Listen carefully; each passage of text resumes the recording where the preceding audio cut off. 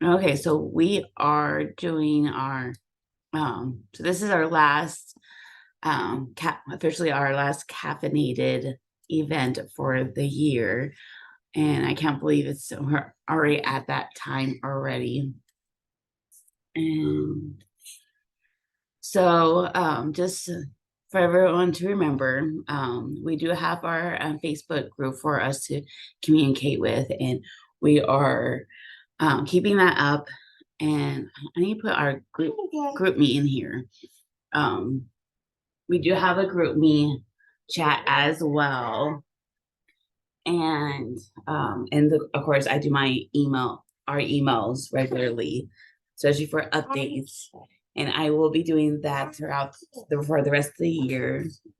And um, and if you on our website, we do have our business directory, and there is a form on that page for you to fill out if you're interested about being added onto our directory.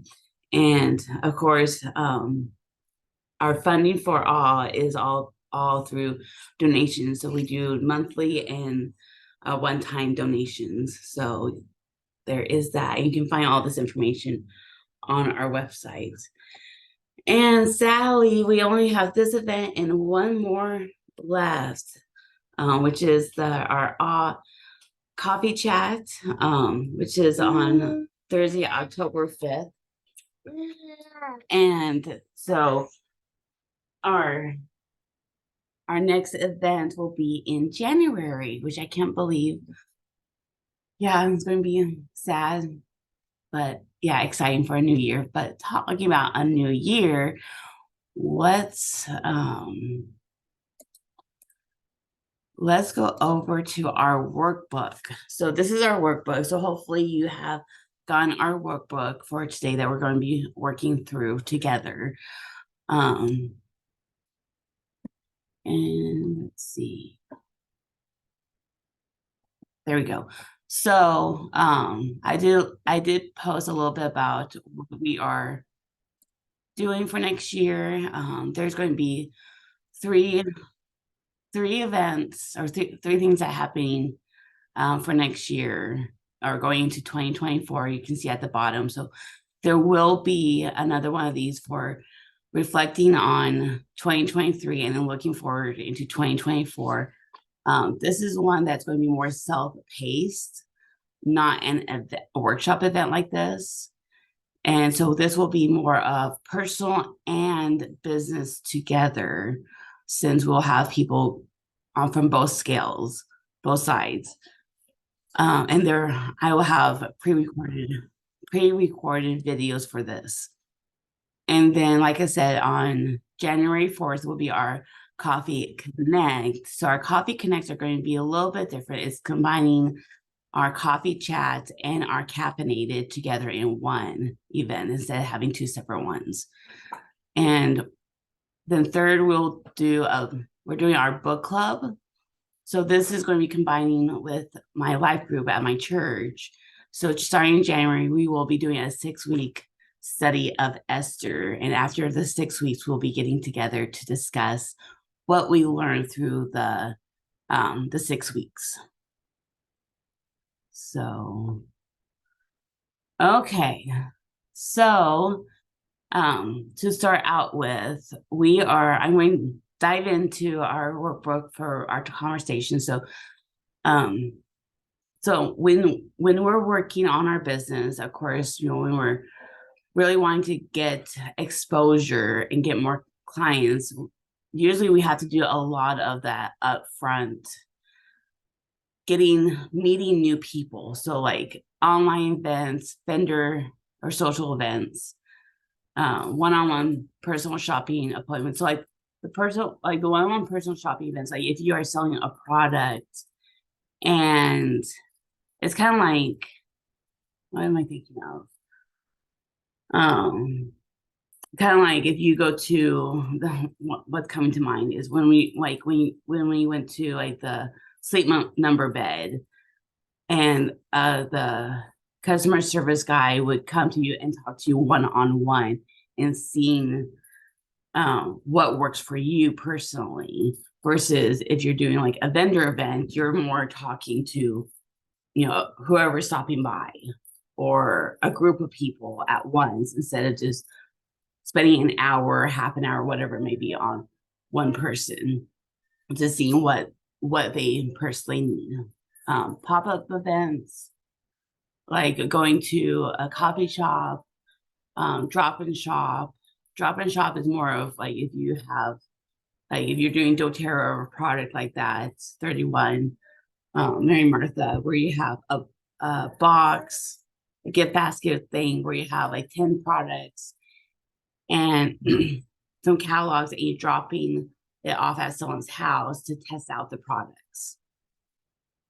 And then a week later, you go back and pick them up and see how they are doing, how they like the product and what they want to purchase. And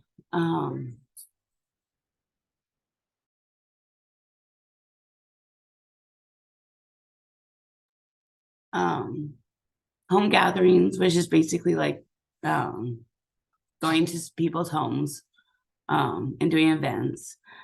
Networking events, kind of like this, what we do monthly, and then transitioning the people that you meet into one-on-one conversations. Online VIP customer parties, so like if you have a group on Facebook, those type of settings. If you have any inventory, like doing inventory sales to get rid of what you have on hand, and also doing fundraisers. So this is kind of just a list of ideas, and I'm sure that there's more out there of like ways to connect with new customers. So it's you really out, advertising yourself out there to get new customers coming in. So, and then you want to transition this into more the passing selling. So posting on social media, building relationships, brand awareness, emails, social selling, referral programs. So passive selling is more of like the behind the scenes of letting your audience do the work for you. So there's kind of like referral program, to where if you have a referral program, then it's, your customers can sign in for that. And if they are bringing in more people getting orders for you, they get rewarded for that. But it's them doing the work for you instead of you doing all the work. So that's why it's passive selling. So as your business grows, you are able to implement more passive selling strategies. So grow your customer base and leverage your systems. So your turn, how much of your business is active versus passive? So it's like currently, my business might be more like, maybe it's 90% active selling versus and 10% passive selling. So you're really having to do most of the upfront work of getting people into your events and ordering stuff. So by now, at the end of 2023, or between now and the end of 2023, so this last quarter, you want your business to be, say, like 50% active selling and 50% passive selling. And so as you think about this, about 2024, where do you want your business to be in 2024 and going forward? And what you want to work on? What stats you want for 2024? Okay. So, so now on this one, I'm going to go through this, and we're going to spend some time and writing. We're going to spend like 5-10 minutes on this. So what was your 2023 vision and overall goal? So reflecting back at the beginning of the year, what was your vision and goal for the year? What was your 2023 goal? How did you finish this last quarter? So like if you say that, oh, I want to finish a book, or you want to have these many customers, you want to have this many sales. And so by the end of 2020, or by the end of this quarter, so end of this month, this is where I want to be for that goal. Did you get it? How did you finish? And so from there, where did you want to be when ending 2023 and going into 2024? How do you want to end the year and going into 2024? Like where you want to start 2024 be like? Of course, I didn't read through these. Looking at the last 3 questions, not 4 questions. What will be your quarter 4 goal, so that you can start 2024 on where you want to be? How are you making it happen this quarter and into 2024? What new tools and strategies will you deploy in your business? Not all sales strategies are created equal. Focus on active selling first, then passive selling. Creating a list below of the active selling strategies that will support your vision and goal in quarter 4. My active selling strategies are, and then there's going to be the list 3 active selling strategies, notes, and then dates to remember. Like if you're going to do an active strategy, how are you going to do it, and what is like your goal? Like when do you need to do that by? When do you want to have that? When are you going to do it? So we're going to spend a few minutes in doing that. So I am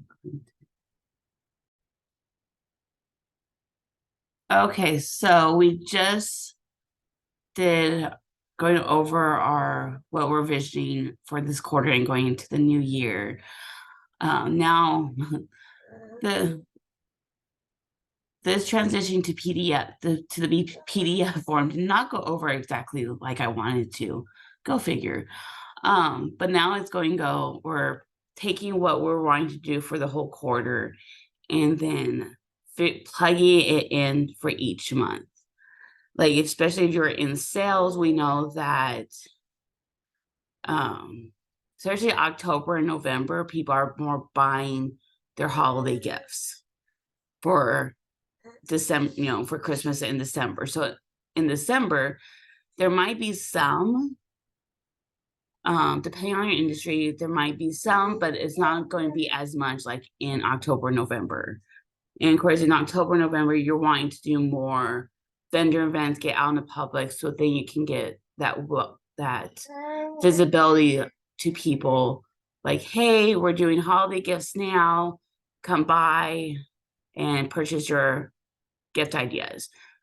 And so in December, you're kind of dwindling down because most, when you get closer to Christmas, people aren't, it's more just last minute shopping gifts ideas. It seems like for December, when you get closer to into December, there's still some, but not like huge, like in October, November, and then going into January, it kind of just starts to slow down. So there's going, it's not going to be identical, like how much you're going to be selling or doing in October, November is not going to be the same in December. So planning, your goals are going to be different. How much you're selling, how much involvement is going to look different in October, November than it will be like in December. And of course, in business, most people take half the month off or whatever, like for Christmas in January. So I have it here. My idea was you're having your goals, and then what is your results from those goals? So back here in October, you can look at the calendar, write your notes, and then what are your 2 goals for the year, for that month? And then once October is done and going into November, how well did you do with those goals? Like, what was the results? Like, if you're doing, like, say, for example, if your goal was to sell $1,000 in sales, do $1,000 in sales or 2,300, whatever the goal is. What was the result? Did you only do half of that? Did you succeed in that? Kind of where, how did the dice fall, so to speak, when it's all said and done? And so below is like, what's your monthly marketing focus? What is your focus for the month? What content are you creating around your monthly theme? So it's like October is your theme for that month, like, Halloween, if you promote Halloween, or even going to like Thanksgiving, are you leading into Thanksgiving, the fall season, or in December, whatever it may be, what's your focus for the month, and creating content around that. And then active selling strategies to reach that goal. So if you're in sales, are you doing, how many vendor events are you doing? And turning those contacts into more leads, more recruits, more gatherings. And then at the end, how did you do on your goal? So that's how it is for each month. So let's. Okay, so we're doing the last little bit. So after doing your goals for this next quarter, what are you excited about doing this quarter? What new adventures do you want to do? And how are you going to connect with your family and friends, especially this quarter? And what books will you be reading? And so this last page, and what else? So I did this last page. Well, I guess, what do you want to add to your routine? So I can see where some of these questions should be at the beginning and some of them should be at the end here. But I wanted to add that last section of, especially at the end of the workbook, of start your brain up for 2024 goals. So like through this quarter, through the end of the year, anything that comes to mind for what you want to do in the next year, anything, it's kind of like doodling. You're just putting it down, brainstorming. And then when we do our 2023 reflection and launching to 2024, you can refer back to this of what had come to mind this quarter, that you want to go do in the new year. So thank you for participating, and I enjoy your company. So hopefully you were blessed by this.